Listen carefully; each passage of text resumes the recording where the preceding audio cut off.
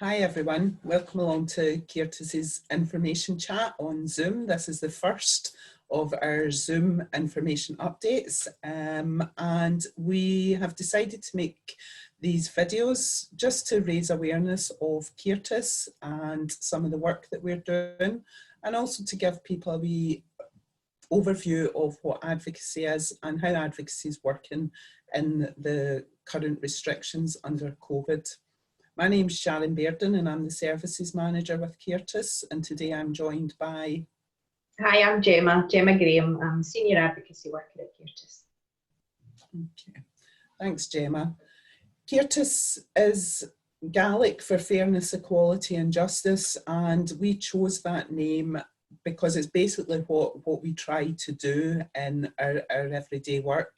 We've been providing advocacy in East Dunbartonshire since 2004, and we work with all client groups over the age of 16 living in the area.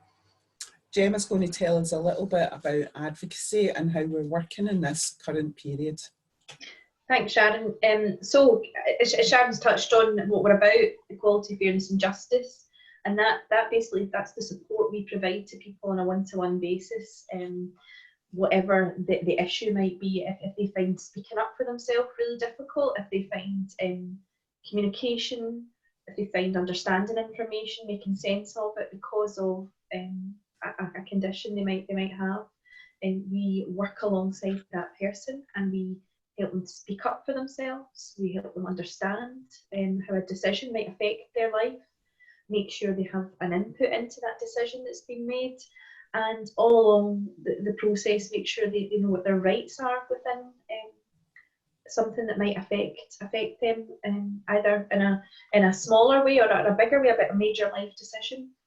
How we're working during this period of restrictions, well, it's been the same as I suppose most agencies, that we're you know, not in the office. We're not providing face-to-face visits. We are working remotely from home, and what we're doing is we are making sure people still have access to advocacy support through telephone calls, through what we're doing today as a Zoom meeting, a Zoom call, Skype, WhatsApp, all the usual kind of platforms that you can use to communicate. And that's how we are introducing the service to people, or maintaining a contact where it was already there before, making sure we're gathering those views of individuals and feeding that back to people who are possibly making decisions on their behalf or looking to seek the views of a person. Things like mental health tribunals, which we've always been involved in, are taking place over telephone conferencing, as are other statutory meetings that social work would normally hold within their buildings. These are all now taking place either by video or telephone conferencing, and we are very much still involved with those meetings on behalf of individuals. In the same way that we would have done, albeit we're not seeing people face to face. It's about gathering their views over the phone or one of the platforms I've already discussed, and feeding that back into that meeting.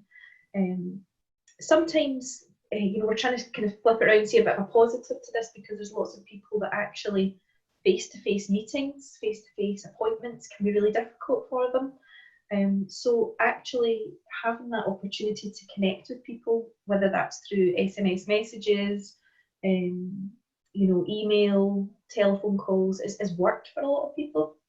It's made them feel actually a lot more comfortable in getting involved in making decisions. And I think the important thing is that it's just making advocacy accessible to as many people as we possibly can during this time. So I think actually, you know, we're managing to keep up advocacy involvement as much as we possibly can, which is great. Yeah, I think that's definitely right, Gemma. I think, you know, it has opened up the service and made it more accessible to people who, for whatever reason, you know, struggled with face-to-face visits or meetings. And certainly, you know, advocacy is the core of what we do. Advocacy is what we're all about. But for those of you who know Ceartas, you'll know that we are always looking for ways in which we can connect people to each other, to connect people to their community, and to continue to connect to the service. And we do that through our group work. So some of our groups, like our DCAFs, which are peer support groups for people with dementia and their carers, ABCAF, which is acquired brain injury peer support groups, Still Game, our creative writing groups. These groups are all still taking place throughout this period of restriction. And again, we're using technologies such as Zoom. And yeah, it's had some challenges as people, you know, including ourselves, get used to working with the new technology. But the team, everybody in the team is there to support people where we can, to access the technology and, you know, get it up and running. And again, I think some of the feedback we've had is that for people who are isolated, it's great. It's a great way to keep in touch, to keep connected, and it's a great way for people to stay connected to the service and to find out what's going on and what supports are out there. Ceartas is also part of the Opal partnership. Opal is the East Dunbartonshire information line, which provides information about a whole range of supports and services, leisure opportunities, etc., that are available across East Dunbartonshire. Throughout this period, Opal has been extended and is operating 7 days a week. And one of the things that they're doing is working alongside a team of volunteers to coordinate shopping and prescription pickups for people who are shielding or who can't get out the house. So Opal is accessible and available to anybody that needs to use it. Sorry. One of the things we wanted to do today was to talk a wee bit more about advocacy scenarios and, you know, issues where people might want to use advocacy and might not know how to sort of access the service throughout this period of restrictions. So Gemma, if I wanted to make a referral to Ceartas at the moment, how would I go about doing that, since I can't come into the office? Sharon, I'm glad to say that you know, the normal service, as much as we can, is still going at Ceartas. So that means that, as per usual, we have a duty system between Monday and Friday, 9 to 5, where an individual, one of my colleagues and myself is on duty, and you can make a phone call into the office, and we will take those referral details from you, as I say, as per usual. And what we've noticed, and we welcome this, is email referrals as well. Sometimes maybe people don't have access to telephones at that particular moment when they need to make a referral, or it's just better their maybe remote working circumstances to refer in via email. So they're welcome to do that. I would say they'll just expect maybe a follow-up call from the duty worker to get more information. Yep. If you don't want to give all those details in email. But certainly that's checked on a regular basis, and the normal process really is still there, albeit no face-to-face appointments, but I think it's still working very well. Okay, so referral process is still open to anybody to make those referrals. Absolutely. An area of work that we have been very heavily involved recently is the PIP and ESA assessments. Can you talk us through how advocacy would work during that in this period? Yeah, so previously we would have supported people to attend their face-to-face PIP or ESA assessments, or universal credit health assessments. So obviously, no face-to-face appointments are taking place just now, but telephone assessments have restarted. So what we're doing is, and I suppose this is, again, the usual way we would do is we make contact by telephone with individuals. The difference is that we don't meet face-to-face. So we're hopefully getting the time to speak to the individual over the phone, take any details about their health conditions that they're going to be talking about at the assessment. We talk them through what the assessment's like, and we help them think about how they can make the the criteria for all the health assessment questions, and we go through that with them to help prepare them, to help them make sure they understand the process. We then we've got recent experience of supporting people with the telephone assessments, and how that seems to be working is that you will be phoned by an assessor and the advocacy worker can join in that. It's like a conference call. So we'll be with people on the call and we'll be there to support them, to make sure they understand the questions being asked of them and they're able to give us full answers as possible. Because the more information you give in these circumstances, the better.